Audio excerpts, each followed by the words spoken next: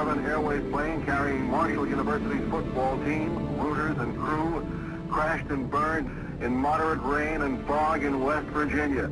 All 75 persons aboard were killed. It was the worst plane crash in the United States this year.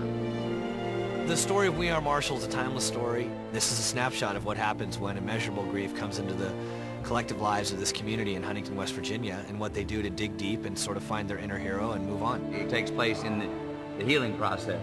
You know, what happens after that loss. It's a movie much more about the human drama around this. I mean, football really is the backdrop for it. It has such incredible relevance and resonance. It's surprising to me that hasn't been told until now.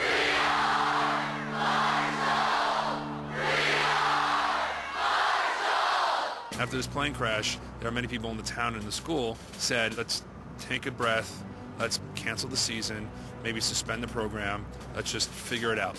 You're sympathetic to that notion of let's just wait a minute and heal a little bit and think about what the right thing to do is. The importance of a football program in a university that's in a town of 40, 50,000 people. Everybody goes to the football game. Whoa, this is something really, really potent. The council realizes that they can't get rid of the program. These students and these kids are going to fight to keep it alive.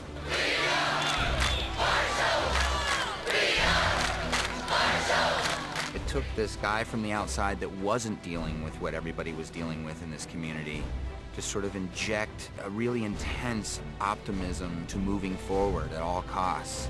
They gave me a chance to be a college coach and help a school that really had some major problems, and I felt I could rebuild that program. He came in with a different plan. If you lose your entire team the year before, there's not a how-to or go-to book for what coaches to get.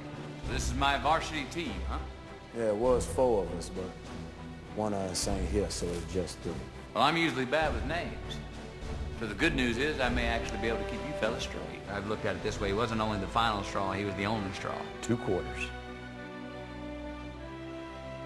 1 game. It's right there. And it's just lovely when you immerse yourself in a picture and you look at McConaughey as Jack Langle. You look at Matthew Fox as Red Dawson, and you just can't imagine anyone else playing those roles. I think it's the first time I've ever played a character who is living and breathing, and a man that I was going to get an opportunity to actually speak to and pick his mind about his recollections and memories and images from that time in his life. Red Dawson decided to stay and go on a scouting mission looking for other players for the next year instead of get on the plane. That choice kept him alive. He's a really special guy, and his experience, 35 years, he's been really carrying the weight of the circumstances of that night and the fact that he wasn't on that plane, and I think it's been a very, very difficult thing for him to deal with. It's kind of eerie.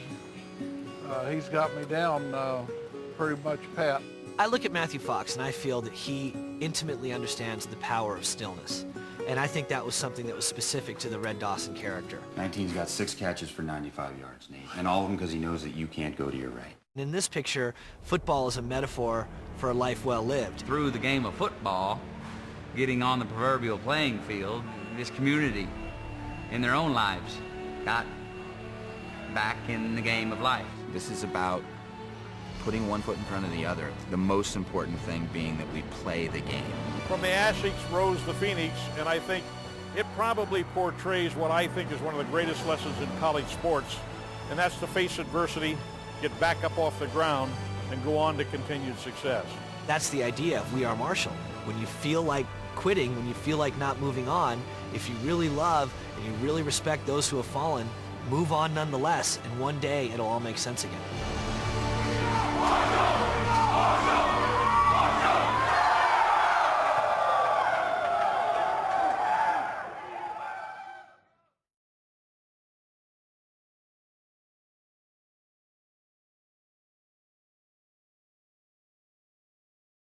I want to teach your students ballroom dancing. Okay, where's the camera? It is the dance of strength and love. Love? What if I told you will make you look cool?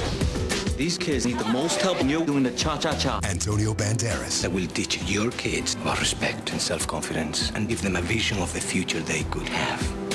Take the lead. You questions? Do you teach adult classes? Rated PG-13. Why do you gotta be such a ballroom weirdo?